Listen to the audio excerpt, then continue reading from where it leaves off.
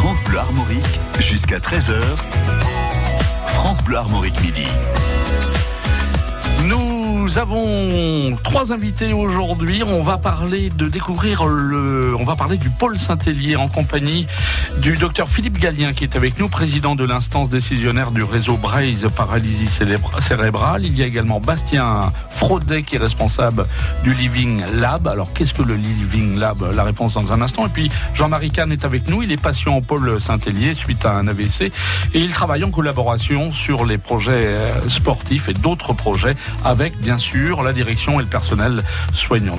Je vous propose donc aujourd'hui de découvrir le pôle Saint-Hélier situé au 54 rue Saint-Hélier à Rennes et de faire connaissance avec une partie du personnel. Alors le pôle Saint-Hélier est un centre hospitalier spécialisé dans la médecine physique et de la réadaptation, sur l'innovation de la santé et de l'autonomie, sur la réadaptation, la réinsertion, sur la télémédecine, sur la formation santé. Le pôle Saint-Hélier, c'est aussi une résidence EHPAD et le pôle Saint-Hélier, c'est aussi surtout un lieu où la communication est très très importante en interne, mais aussi entre le personnel soignant et les patients. J'ai le plaisir d'accueillir pour cette émission, cette interview, le docteur Philippe Gallien, président de l'instance décisionnaire du réseau Braise Paralysie Cérébrale. Docteur, bonjour. Alors, en quelques mots, quelle est votre fonction? Parce que ces termes peuvent paraître un petit peu compliqués pour certains d'entre nous, et moi le premier. Voilà. Alors, premièrement, je suis un médecin spécialisé en médecine physique et réadaptation. Globalement, c'est la spécialité du handicap. C'est vrai qu'on a toujours un petit peu de mal à comprendre cette spécialité. On s'occupe du handicap, quel qu'il soit, d'origine neurologique, d'origine traumatologique, mais aussi des amputations. Et notre motivation, c'est de favoriser l'insertion des gens, c'est d'avoir vraiment une démarche proactive. On ne se replie pas sur nous-mêmes dans un établissement de santé, on est très ouvert à l'extérieur. À ce titre, donc, on travaille avec les réseaux. Et je suis donc le président de l'instance décisionnaire du réseau Braise Paralysie Cérébrale, qui est un réseau de soins mis en place depuis plus de 10 ans, avec pour idée d'améliorer l'intégration et la prise en charge médicale des patients atteints de paralysie cérébrale, qui est une pathologie de naissance, en fait une souffrance à la naissance, une souffrance du cerveau neurologique, qui est responsable d'un handicap, et dont on s'est rendu compte qu'elle était très bien prise en charge dans l'enfance. Et les usagers, les personnes atteintes, dans le cadre de l'association, nous ont dit à l'âge adulte, il y a un problème, on ne se sent pas bien pris en charge dans notre spécificité. D'où la création de ce réseau qui a été au départ une création provoquée par les usagers eux-mêmes, qui sont venus voir des médecins et qui ont dit on va faire quelque chose ensemble. On a mis en place une consultation spécialisée dans un premier temps, ensuite un réseau de soins qui regroupe des patients, des associations, des différents établissements de santé, mais aussi des professionnels libéraux. Ce que j'allais vous poser comme question, le réseau Braise Paralysie Cérébrale, c'est une association au départ? C'est une association, c'est né d'une association et c'est un réseau, et c'est devenu un réseau de soins. On va se tourner vers un autre invité, Bastien Fraudet. Bonjour Bastien. Alors vous êtes responsable du Living Lab. C'est du breton, le Living Lab? Ça pourrait, mais non, c'est la traduction de laboratoire vivant. Pour resituer un peu, le pôle Saint-Hélier a investi depuis longtemps dans la recherche clinique, dans le champ du handicap, qui est un peu notre champ de compétences. Et très récemment, on a développé une activité d'innovation, on va dire, autour d'une philosophie qui est le Living Lab. Alors, les Living Lab, c'est quoi? C'est un espace collaboratif de co-conception de solutions innovantes où tous les acteurs de l'innovation vont se rencontrer et travailler ensemble. Les cliniciens, les ingénieurs, les financeurs et aussi, peut-être surtout, les usagers des solutions qui sont porteurs de l'expertise de l'usage de ces solutions. Et donc, on travaille avec ceux pour lesquels les solutions sont destinées pour développer des solutions innovantes, on va dire, dans le champ de la santé, particulièrement du handicap. Voilà, c'est ça le Living Lab. Et avec nous également, quelqu'un que l'on connaît, puisqu'on a eu le plaisir de l'interviewer 2 fois, il s'agit de Jean-Marie Kahn. Jean-Marie Kahn, qui est patient au pôle Saint-Hélier, suite donc à un AVC. Bonjour Jean-Marie. Bonjour. Alors Jean-Marie, vous travaillez également avec le personnel hospitalier, vous travaillez notamment sur des projets, et vous faites énormément pour la prévention de l'AVC, des AVC en général, Jean-Marie. Oui, tout à fait. En fait, moi au départ, je suis prof d'éducation physique, je suis toujours d'ailleurs prof d'éducation physique, et j'ai fait 2 AVC, le premier en 2007, j'ai donc été placé en soins au niveau du pôle Saint-Hélier. C'est comme ça que j'ai pris connaissance de l'établissement. Et j'ai fait un deuxième AVC là, au début de cette année, au mois de janvier. Et je suis retourné, évidemment, au pôle Saint-Hélier. Alors vous aviez un projet un peu fou qui se réalisera peut-être un jour, c'était de participer au Rhum, à la route du Rhum sur un bateau. Malheureusement, par manque de finances, ça ne se fera peut-être pas. Si je peux me permettre, c'est pas par rapport à un manque de finances que je ne peux plus faire la route du Rhum, c'est par rapport à mon AVC que j'ai fait début janvier. D'accord. Un AVC en janvier, je pouvais pas envisager d'être au départ au mois de novembre. C'est long, j'ai une vue qui est très altérée depuis ce deuxième AVC. Et les fonds étaient trouvés pratiquement ? Non, pas tous les fonds. Non, on n'y était pas. Par contre, on avait les fonds pour pouvoir s'inscrire et s'engager au départ. On avait ce qu'il fallait pour payer l'inscription et la première traite de location du bateau. Mais le budget n'était pas clos, non, loin s'en faut. Mais il y a d'autres projets sur lesquels vous travaillez, on y reviendra. On va se retourner vers le docteur Philippe Gallien. Alors on le disait tout à l'heure, on va parler dans un instant de ce que vous avez réalisé. Vous avez mis en place une action que vous avez baptisée Eureka, qui voit le jour actuellement. Mais avant cela, je voudrais qu'on revienne sur ce qu'on disait tout à l'heure, la communication qui est très importante parmi vous, parmi tout le personnel, et les patients. On travaille, on communique ensemble, et ça, je crois que c'est très important à une époque où on dit que le monde hospitalier va de plus en plus vite, où il n'y a pas d'échange, les gens sont, passez-moi l'expression, à la bourre. Chez vous, vous prenez le temps. C'est dû à quoi ça ? C'est une culture, je pense, une culture d'établissement, et c'est aussi, on est vraiment très proactif dans l'idée d'une société inclusive. Alors, société inclusive, ça veut dire que il faut de l'échange, il faut aussi que les personnes avec leur handicap puissent s'intégrer dans la société, retrouver une vie sociale, professionnelle, mais surtout sociale, c'est ce qui nous paraît le plus important. Et ça, on doit tous tirer dans la même direction pour arriver à avoir ces résultats. Donc c'est vrai, chacun a sa place dans l'établissement, chacun a sa place dans la prise en charge. Ça va du médecin qui est toujours un petit peu mis en avant, mais le médecin tout seul, il fait pas grand-chose. On a besoin des secrétaires, on a besoin des kinés, on a besoin des ergothérapeutes, des psychologues, des infirmières, des aides-soignants. Tout le monde a sa place dans la prise en charge. Et il est important que le moindre maillon se sente impliqué. Et pour ça, il faut du temps et il faut échanger. Alors vous connaissez le proverbe, on dit que le temps c'est l'argent, mais vous prenez le temps. Et peut-être que de l'autre côté, ça se passe peut-être bien. Alors on n'est pas là pour parler d'argent, de gain, mais en prenant le temps, on peut faire de très belles choses et s'y retrouver également. Tout à fait. Alors c'est vrai que le temps c'est un investissement, mais il y a un retour sur investissement. Je pense qu'il y a une qualité de soins, voire des projets comme celui porté par Jean-Marie, qui n'a pas pu malheureusement aller jusqu'au bout. Ça pour nous c'est une récompense. C'est une motivation.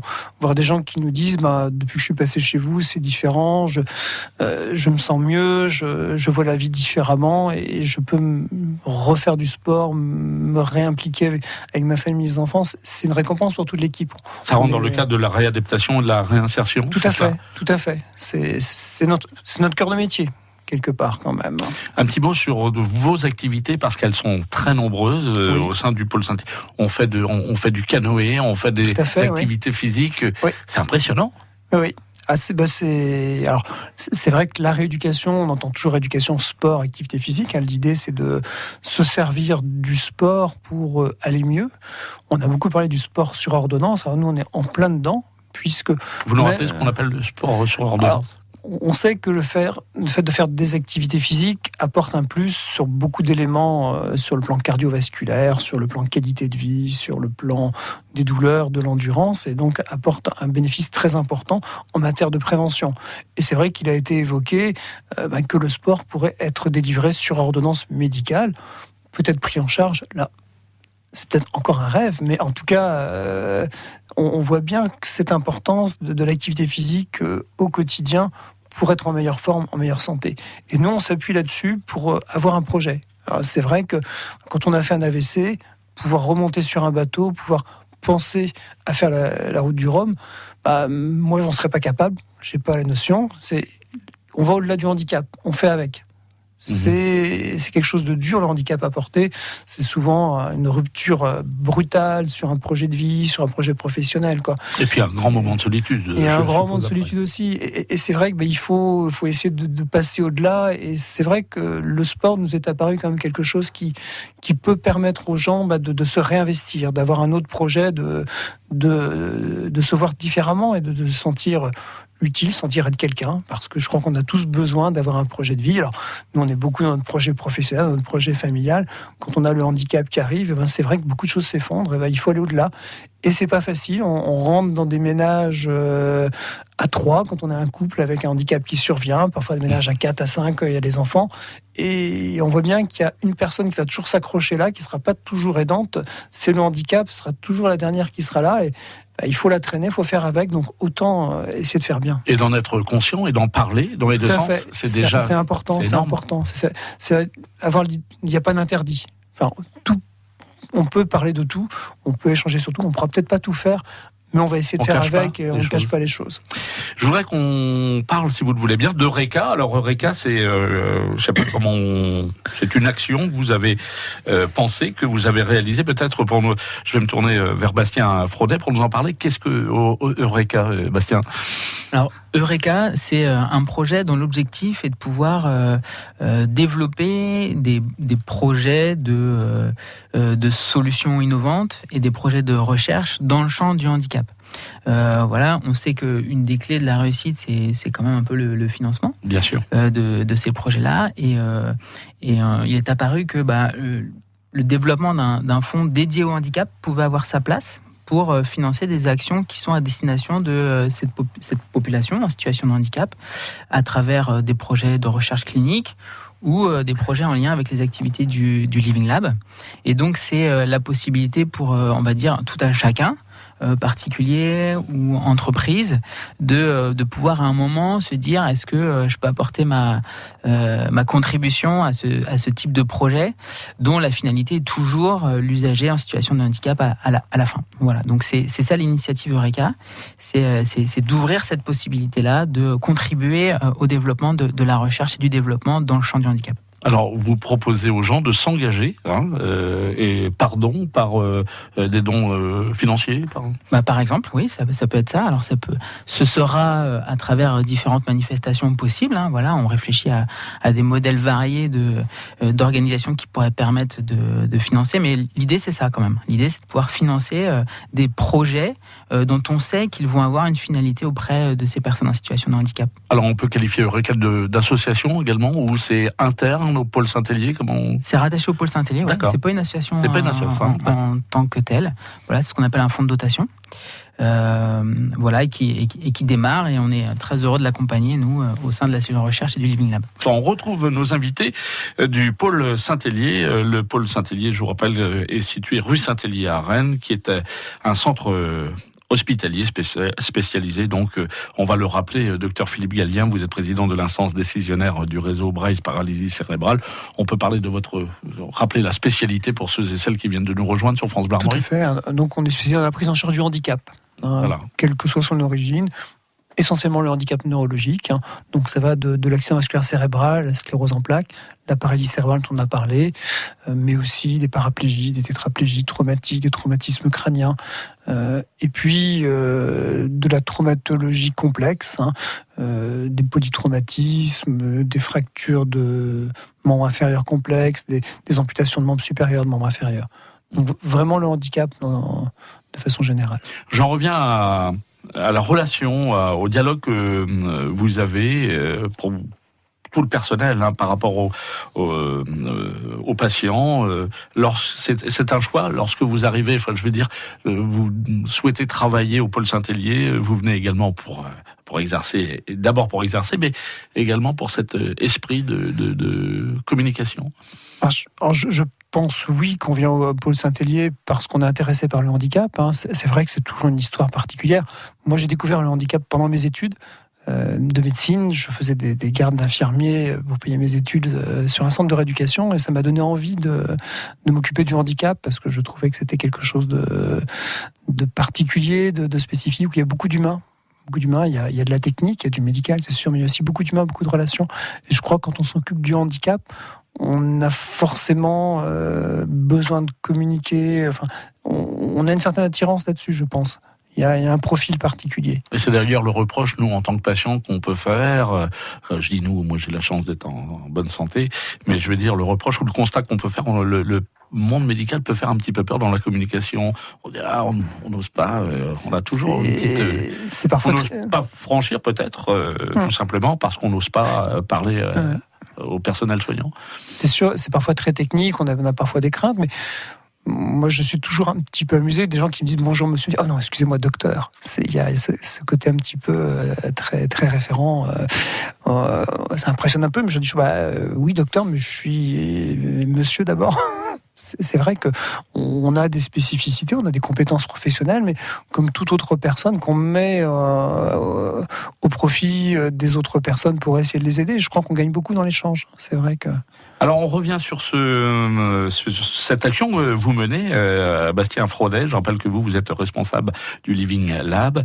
Eureka, donc Eureka, vous organisez des manifestations, vous avez organisé des manifestations, il y en aura d'autres, on va en parler dans un instant avec Jean-Marie Kahn, qui ont pour but donc de faire participer le grand public afin de donner des finances pour vous aider, pour vous engager, pour améliorer toutes les technicités de travail. Disons qu'on est présent sur des manifestations pour lesquelles on pense que effectivement ça a du sens. Et on était notamment sur la manifestation de la journée contre la sclérose en plaques qui avait été organisée dans un certain nombre de centres de rééducation bretons, notamment au pôle Saint-Hélier, où dans l'objectif était de faire découvrir un petit peu le handicap sous une forme un petit peu particulière qui est le sport handicap. Mais voilà, on a travaillé avec des écoles du bassin rennais, il y avait des personnes en situation de non-handicap qui venaient découvrir aussi, et puis on a travaillé patients et thérapeutes autour de cette activité dont l'objectif était notamment de récolter des kilomètres, on va dire, puisque le principe c'était ça, avec un challenge avec d'autres centres de rééducation et notamment les équipes de Prague. Peut-être que Philippe peut en dire aussi deux mots sur le côté sport et santé. Oui, Philippe Galliard, oui.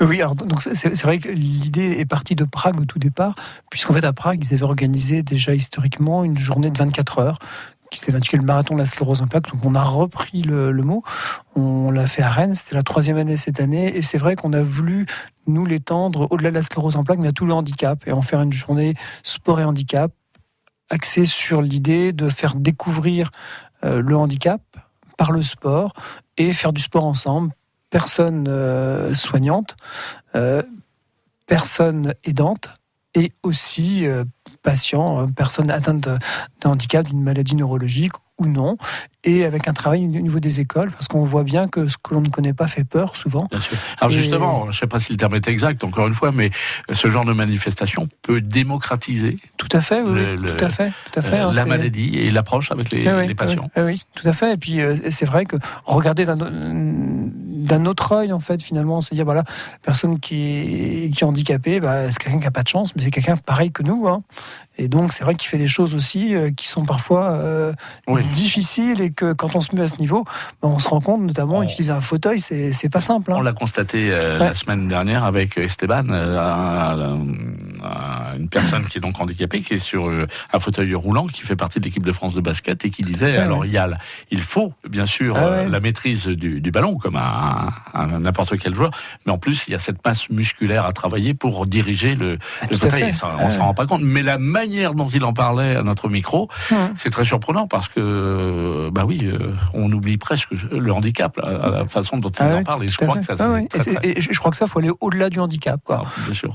Le handicap, c'est fait mais ça partie de la vie de tous les jours. grâce à vous, mais grâce ça se prépare. grâce, voilà. Et ça, notre intervention dans les écoles est extrêmement intéressante pour ça. Alors justement, quel est le regard du grand public en général et peut-être des plus jeunes Je pense que les plus... Alors c'est très surprenant, on a fait plusieurs écoles de Rennes, et alors j'y suis allé, moi, en tant que médecin, accompagné de personnes atteintes de handicap, Madame Verlaine, qui est une sclérose en plaques, et un autre patient qui est en fauteuil suite à un accident de la voie publique. Et donc c'est vrai qu'on a pu échanger sur la vision qu'avaient les enfants du handicap, quoi. Et c'est souvent très très surprenant, ça dépend de leur vécu, mais c'est vrai qu'on voit bien que chez certains ils ont un petit peu peur, et comme ils ont peur, il faut surtout pas rentrer en contact parce que ça pourrait être contagieux, on sait pas trop. Ça existe, ouais. Ça existe quand même, quoi. Ou ce sont des gens pas normaux, ils sont pas comme nous, donc ils sont pas normaux. Et c'est vrai que c'était assez surprenant cette façon de.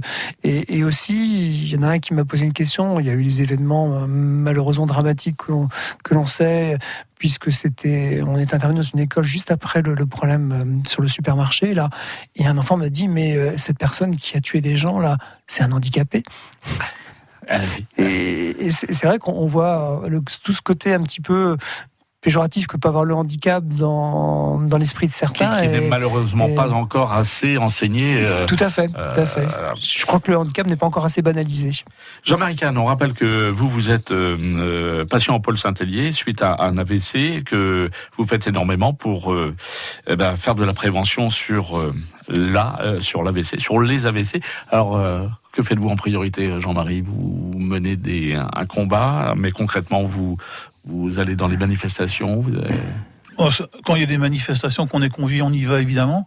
Mais en fait, on a monté une association qui s'appelle Navigable Santé et dont l'objectif était justement de proposer à des personnes valides, mais des personnes qui sont moins valides avec des handicaps ou qui sont sous des traitements de cancer, des choses comme ça, de naviguer et donc de mixer les pratiquants. Et la chose intéressante, c'est qu'on se rend compte en fait que sur le bateau, c'est pas forcément la personne qui est appelée handicapée qui est la plus handicapée dans la tâche à accomplir, qui est de naviguer. Vous avez quelqu'un qui est valide, un super costaud, qui est malade parce qu'il supporte pas l'état de la mer, il sera pas du tout, adapté à la situation. Alors que donc c'est une notion assez fluctuante. Je fais partie de ces gens-là. Quand ils vont sur un bateau, ils sont incapables de faire quoi que ce soit parce que je sais pas. Faudra que vous m'en reparliez. Toujours est-il. Et cette association, elle fonctionne. Elle est basée où ? Alors le siège de l'association est à Montgermont, à côté de Rennes, et le bateau, lui, est basé à Saint-Malo. Donc les sorties se font sur Saint-Malo. Jean-Marie, vous serez également à l'OEAC début juillet, premier week-end de juillet, avec Jean-Marie Stis qui organise une grande manifestation qui regroupe les pilotes de voitures sur circuit à l'OEAC. Il y a également les pilotes de montgolfières, il y a les motos, il y a des tas de choses. Et vous participerez également à cet événement ? Je participerai parce que j'y ai été convié. Et on proposera non pas des baptêmes de voitures de course ou d'hélicoptères, mais on aura des cerfs-volants qui permettront à des gens de s'initier au cerf-volant et de pratiquer cette activité qui est ludique. Petit aparté également, le Pôle Saint-Hélier, lui, sera également présent à cette manifestation le 30 juin, 1er juillet à l'OEAC. Je rappelle que vous avez été victime de 2 AVC. Là aussi, il y a eu ce grand moment de solitude. Aujourd'hui, vous travaillez en collaboration avec le personnel du Pôle Saint-Hélier. Et on sent que le dialogue est immédiat, que ça se passe bien. Oui, c'est tant mieux. Je suis très content de ça et d'avoir été sollicité par le Pôle Saint-Hélier pour faire en quelque sorte, entre guillemets, le porte-parole ou l'ambassadeur des projets dont on a parlé tout à l'heure. Mais oui, je suis très, très content de ça. Ça me permet d'avoir une activité, de rester actif, parce que actuellement je suis en arrêt de travail, donc j'attends de pouvoir reprendre mon activité professionnelle que je ferai de chez moi parce que j'ai des problèmes de déplacement. Mais oui, c'est moi je suis très, très satisfait de cette collaboration. Ouais. Bastien Frodet, oui. Non, c'est juste pour compléter ce que disait Jean-Marie. Nous, on pense que les meilleures personnes pour parler des projets, du handicap, etc., c'est ceux qui y sont confrontés, qui comprennent la portée de ce travail autour notamment de la recherche et de l'innovation. Et c'est dans ce cadre-là que Jean-Marie était sollicité pour effectivement pouvoir parler avec ses mots et avec ce qu'il a connu d'être effectivement un des ambassadeurs missionnés pour parler du projet Eureka. Alors Bastien Frodet, on s'adresse au public, aux auditeurs de France Bleu Armorique. Ceux et celles qui souhaiteraient participer à Eureka, ils peuvent, première chose, ils peuvent aller au pôle Saint-Hélier. J'ai envie de dire, est-ce que ça se visite le pôle Saint-Hélier? Non, mais c'est parce que vous avez encore les piscines, qu'on voit toutes les activités sportives, bien sûr. S'envoyer au risque aucun, c'est pas d'aller voir, mais on peut aller vous voir, on peut venir nous voir. Alors c'est vrai que les principales personnes qui viennent nous voir, c'est les personnes qui entourent les patients, mais bien sûr c'est ouvert.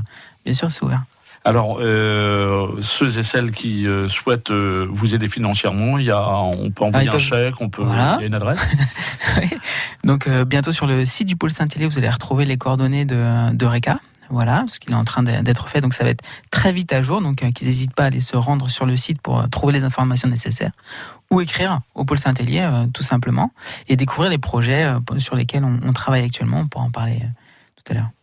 Eh bien, merci beaucoup à vous trois d'être passés nous voir, Bastien Frodet, Philippe Gallien et Jean-Marie Kahn. Et n'hésitez pas, bien sûr, dès qu'il y a une manifestation concernant Eureka, de nous faire savoir. Et nous serons de tout cœur avec vous pour en faire la promotion. Merci, Jean-Marie. On se retrouve, puisque c'est un partenariat France Bleu Armorique début juillet. Ce sera bien sûr à l'OEAC. Alors là aussi, vous pourrez venir voir Jean-Marie qui vous présentera cette opération, cette action Eureka. Merci à vous, à très bientôt, et puis bel été à tous. Au revoir. Merci beaucoup.